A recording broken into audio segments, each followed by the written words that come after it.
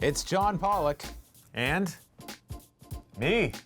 I don't know why we have to introduce ourselves. Yeah, I don't know why. If you've gotten this far and you've clicked on it, people probably know which one's which. I guess it's a nice formal thing. You walk into a room.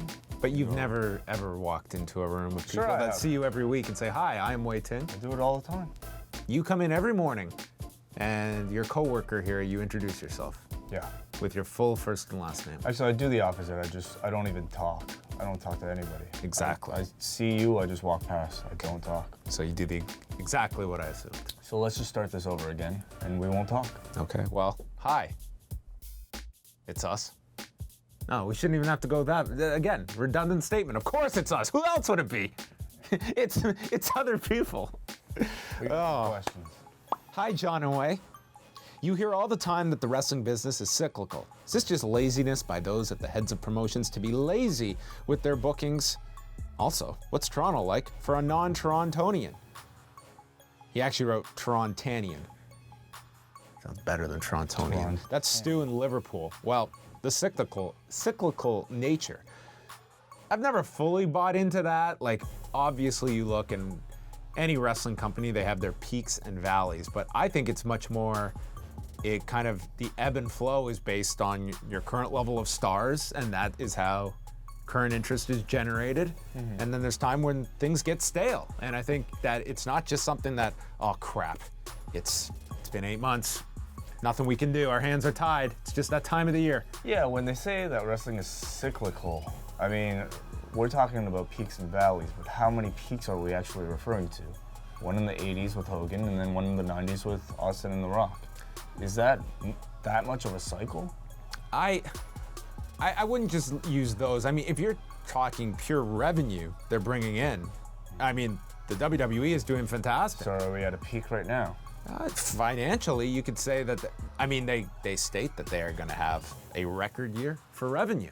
Okay. So on that one hand, they're bringing in a lot of money. Are they as profitable as some of those years you just mentioned?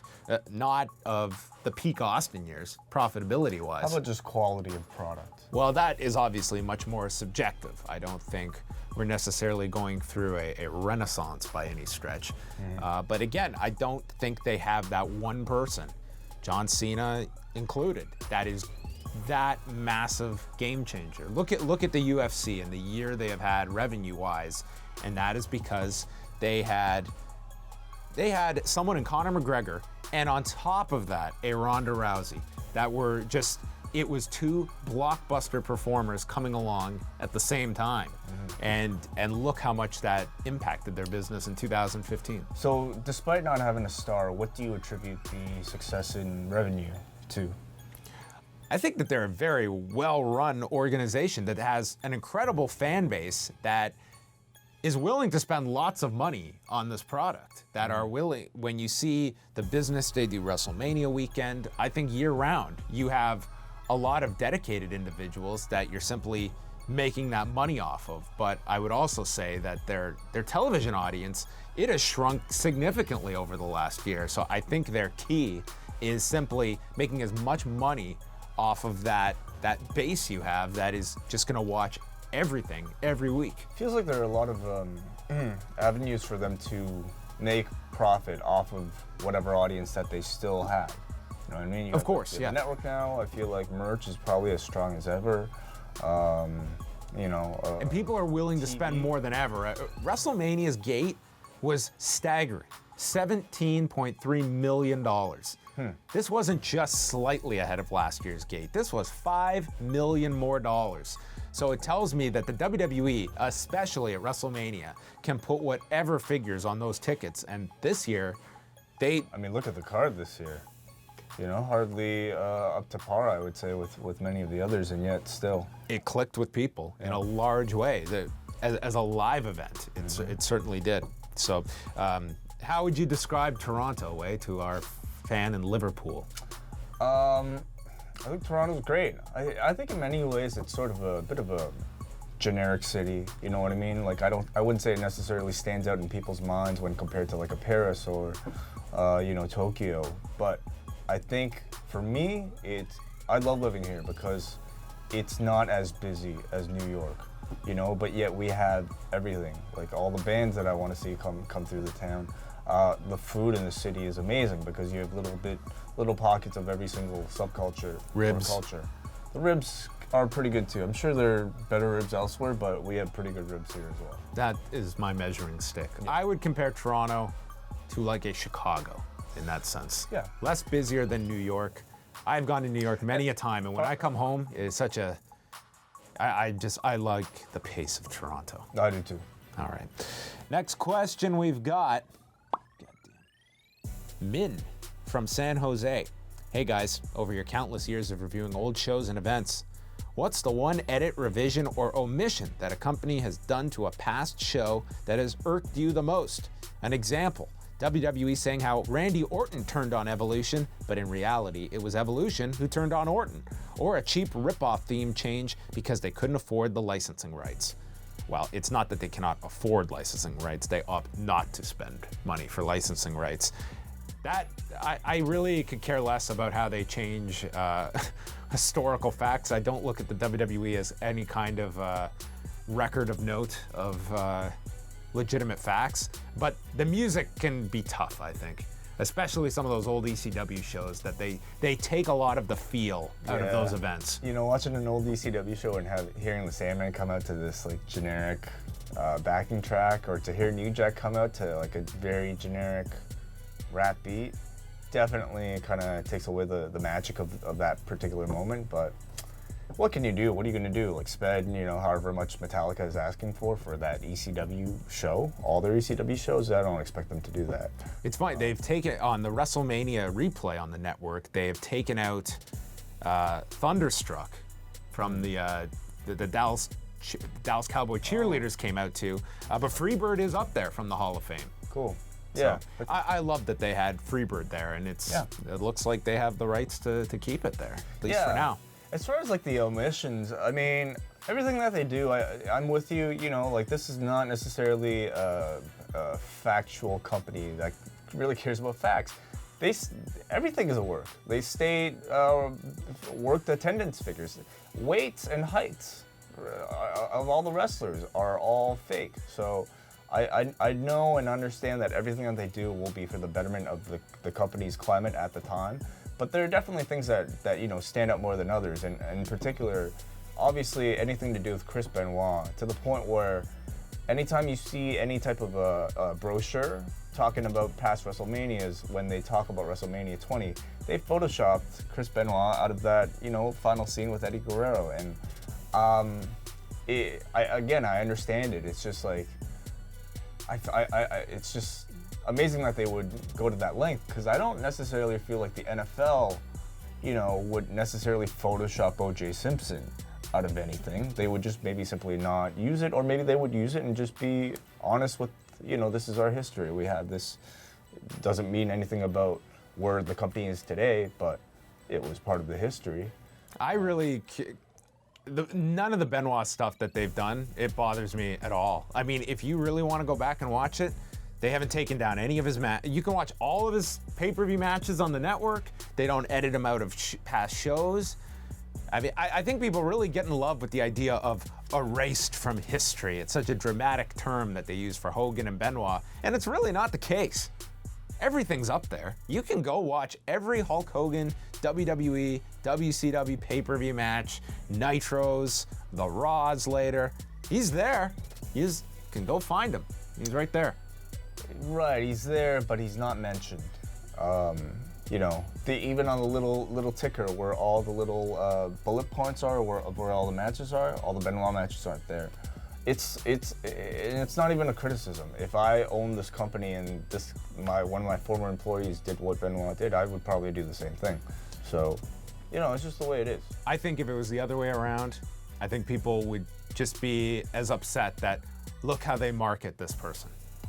Depending on the audience, I mean, I feel like the internet audience, much of the hardcore wrestling fan base still has a deep respect for the wrestler Chris Benoit, but you know, it depends who you ask.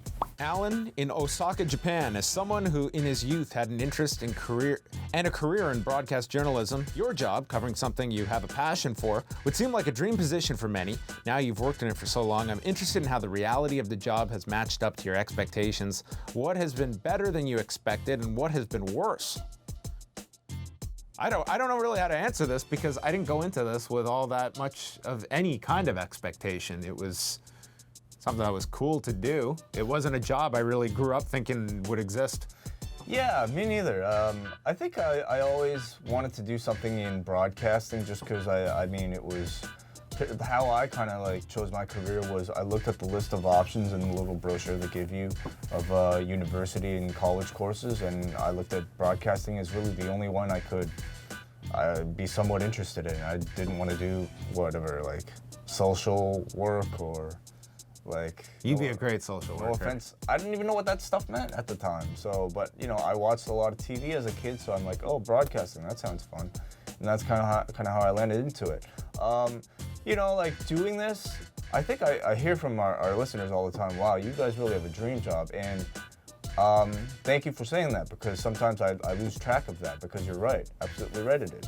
But that's at the same time, it is a job. And so I have days where I'm just miserable because, you know, I'm doing a lot of work. There are long hours, there are odd hours, and there are politics about working here just like there are probably in any job. You know, there are dissatisfactions about your job, whether it be, I don't even want to say it, you probably have the same, you know, feelings about wherever you work, but there are definite days though where I think I always understand that I probably enjoy my job more than the average person working, you know, some bullshit thing. Sure, and this goes into the follow-up. Can you explain to us what a typical work week is like for each of you at the Fight Network? Let's not go through a work week. How about a Monday, Wei? Okay. You start. Mondays typically are busiest days, at least in terms of podcasting and everything else. But typically we would get in. I mean, for you, it's even tougher because the night prior, you actually have to do the law all the way until, what, 2 a.m. in the morning? But then we come back, excuse me, we come back in the morning and we'll typically have a number of shoots that we do for the Fight Network. We usually shoot 5 rounds, which you can watch at youtube.com/Fight Network. And then John will do a number of news updates talking about the day's MMA events. And then John and I will record we just chat. Yeah, we'll record one of our shows that gets released a little bit later on in the week. And then and then we finish work to go home for maybe 2 hours. You get off before you have to start Raw. I might nap. I might, you know, eat. I might, what about you? How do you like to spend that time? I try and get at least 20 minutes of sleep. I feel that's enough to kind of recharge me because I'm usually pretty exhausted Monday morning with the turnaround from Sunday night. But yeah, you come home, I get usually 2 hours, and then I gotta sit down and watch Raw for 3 hours, and then come back here, and me and Wei will then do review of Raw, which typically goes to about 1:30 in the morning. I then come home, and then I've got to edit that show, post that show, and probably finish up around 2:30 in the morning. Yeah, and myself, ever since we started doing the TV portion, I stick around on this end with Sarge, our director, and also our technical assistant, Sam, who, you know, we type up all the notes, they do all the editing, and we have to basically process the show and get it up as early as possible. So it's a long day Mondays, but again, like, I'm watching wrestling, you know, I could be a social worker. You should be. I think you should try and moonlight as one. Okay, well, some good questions this week. Before we finish, we're having a contest. Oh, you remembered. Yes. Right. Yes. This contest is going to start, I will post the thread up at lawradio.proboards.com. We never know how these contests are gonna go. Are they gonna bomb? Will they be a lot of fun? We'll find out. But it is video-based, and it involves... I know nothing about this, so... I told you about it like a month ago. I don't know the details. Okay, so what we want, folks, is a video of you lip syncing your favorite wrestler theme song. Oh, you mean like this?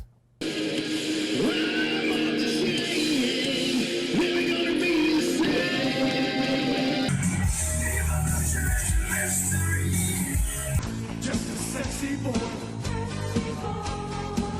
I'm not your boy toy. I am here to stay, and I have come to play. I came to play. Oh yeah, like this. Just like that. Exactly.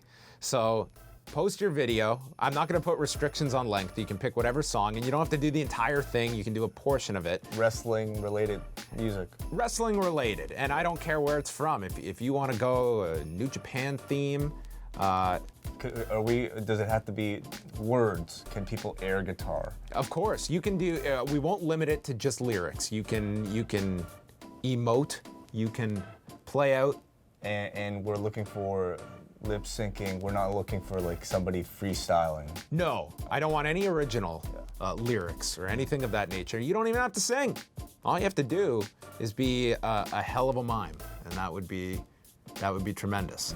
So you can post your videos on wherever is easiest for you, but do post them in the thread, and we'll give. I'll write in the thread when the deadline is. We'll give you 2 weeks or so, and then the best ones, probably all of them, we will air on Review Raw. Oh, okay, cool. This is a video contest, so we gotta go through the videos. I think we should do that, and maybe we'll play some of the entries as well on this. Yes, we'll do a video dedicated to going through all of the submissions, and of course, the prize to be announced. Always. Maybe Wei will give you a consultation if you are in need of a social worker. Yeah, that's right. Yes. So there you go. You can get all the information at lawradio.proboards.com for the next Review Away contest. These contests are always fun, Way. Yeah, I never know what They're what I live for. You know, people always over-deliver. Like sometimes I'm like, wow, who's gonna enter this one? You know, like we're asking make a rap. Like, and people like come through. They come through big time. So All right. I'm excited. So there you go. That's gonna wrap it up, folks. Wait, what is the status of ASK-A-WAI? When will we be back? Well, I mean, I think we should come back whenever we get good questions. I thought we had some very good questions this week, but I don't not necessarily want to make this like, you know, a thing where we have to come back every single week just to answer questions. So if we get good enough questions, once we get a good backlog of them, we'll come back for the next one. And of course, you can submit your good questions, very good questions at lawradio.poorboards.com. But if they're not good questions, you won't see us. Whoa, damn. The social worker has spoken, so we'll see you when he decides.